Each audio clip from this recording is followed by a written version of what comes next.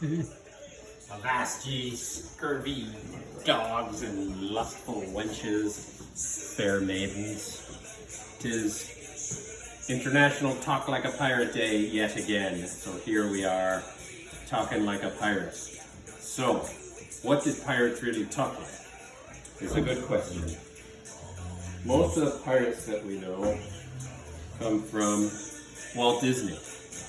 Prior to movies like Peter Pan and Hook and Treasure Island in the 50s, nobody really knew what pirates talked like. And pirates were from all over the world, so they probably spoke African dialects and Chinese and English and with a Scottish accent, an Irish accent, Norwegian, Danish, Spanish, French. They probably spoke it all. Just that the pirates that we know about are mostly the English pirates, thanks to some questionable history written by an anonymous author who went by Captain Charles Johnson, which was a pseudonym, and nobody really knows who actually wrote the history of the pirates. So, a lot of them were actually fairly sophisticated, aristocratic English who kind of went wrong and ended up as pirates. So, I'm here, another thing that people probably don't know is that there were female pirates. And one of the more famous female pirates in history was a woman named Anne Bonny. So we have our own Bonny. With her own peg leg. Anne Bonny. This is what piracy does to you. Yes, you'll end up with a peg leg and a missing eye. Right. And in a wheelchair. And I'd be shipping up to Boston with a wooden leg. All right. Anyway, we're here to make a cocktail, because that's what we do. We make cocktails. And we talk like scurvy pirates. Here we go. We're shipping up to Boston. So the cocktail that I discovered, I was looking for a few things. One would be something kind of piratey, so I had to have rum in it, right? And then Your bird. Oh no! Is he not perched properly? Oh! It's my weak shoulders. Anyway, so it needed to have rum in it, and this is also, we just ended Negroni week, and I don't know, pirates probably never heard of a Negroni because they didn't exist when there were pirates, at least pirates that we think of like this. But I wanted something that was sort of a Negroni, and so I found a cocktail called The Departed, and credit goes to a home bartender from Toronto named Sandy de Almeida who came up with The Departed.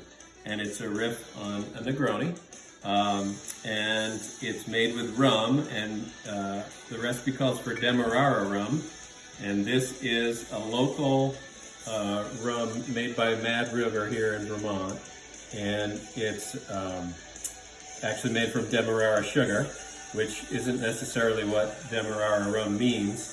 Most people think it means a rum made from Demerara sugar. What it really means is a rum from Guyana, where the Demerara River is. Anyway, that's going to do for our rum. It also, like most Negronis, has some Campari in it. This one adds Averna Amaro, which is an Italian bittersweet Amaro. And what makes it cool to me is mezcal. So since we're pirates, we're definitely going with Ilegal mezcal. And also some Peychaud's bitters from Nolan's.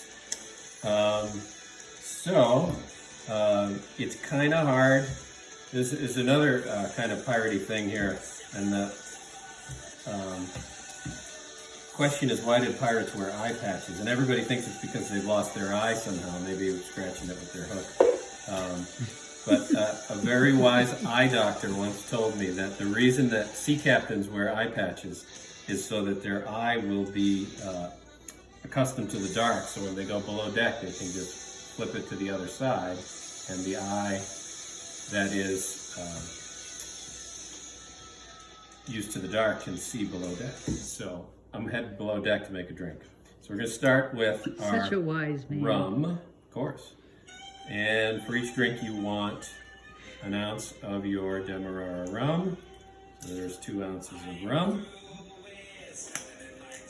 And mixing it, this is a stirred drink, so we're making it in our mixing glass. Campari.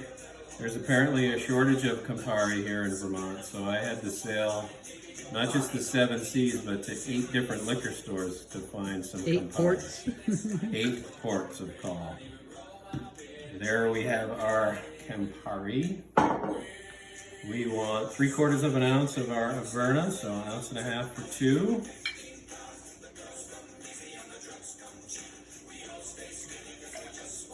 And then our mezcal. We just want 1/2 ounce per drink on that one.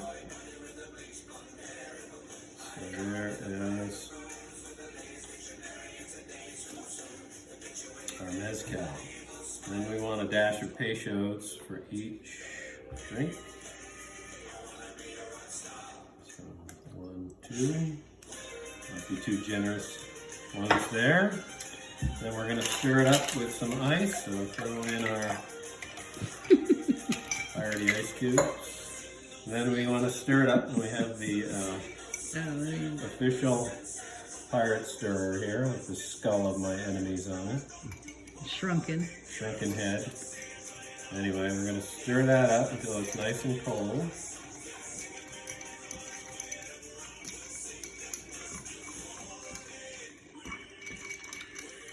Now, why is it a stirred drink?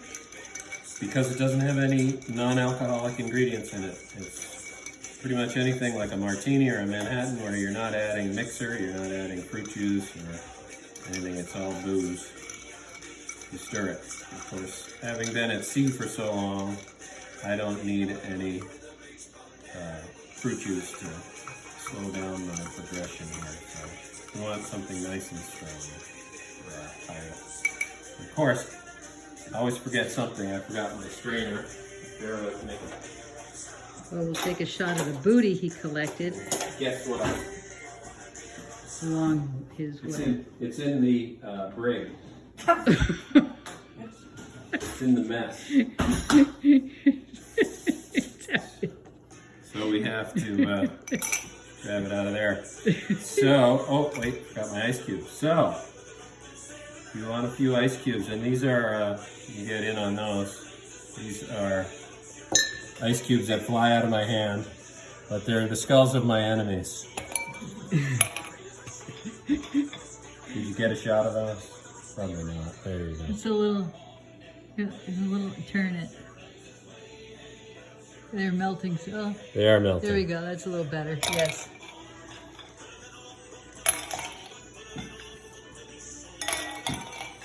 4 in each, then we're going to strain into our cool piratey glasses here with the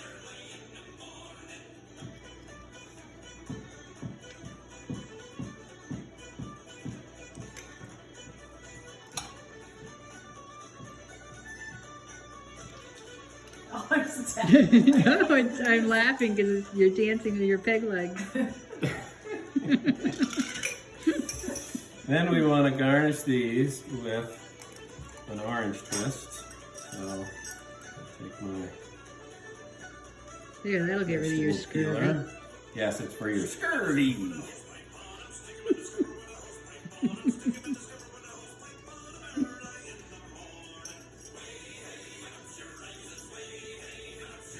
One.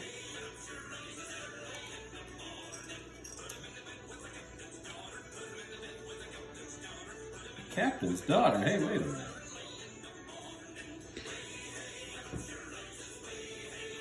Did you tell it who Anne Bonny was? So Anne Bonny was a pirate she was born in Ireland. She was the illegitimate daughter of a lawyer, all lawyers are, and he went to London, took her, her mother was his servant, she was born in the late 1600s. So there we have The Departed. And she he moved to what was then the colony of North Carolina, and she hooked up with a pirate named Calico Jack, and together with a woman named Mary Read and Calico Jack, she became one of the more notorious pirates. She was sentenced to death by the colonial governor of North Carolina. She was given a stay of execution because she was pregnant, and nobody really knows what happened to her after that. And I can Well, here tell she you is. a Boston lady, she is avenging her partnerness because think she she's wants some drugs. challenging you to a Mighty duel. thirsty. My sword's bigger than your dagger. I can go below the belt. So do we now battle? This is So- truly tasty. I don't know if Not you a want week. to share She- with the female Well, I pirate. don't know. If she wins the duels, I can win the duel. There. Past. All right. I'm on my one peg leg. yeah, really? My little Give her- pieces are broken. You're hooked. she lost her leg. I think I might have to sit down. Oh, careful now. See, she's not seaworthy.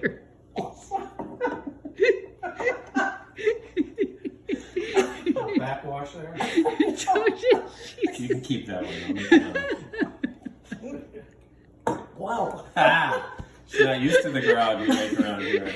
Oh, Well, she's been pregnant. She's not supposed to drink. This is good stiff drink that will raise your mizzen mast. Cheers, everybody. Happy Talk Like a Pirate Day.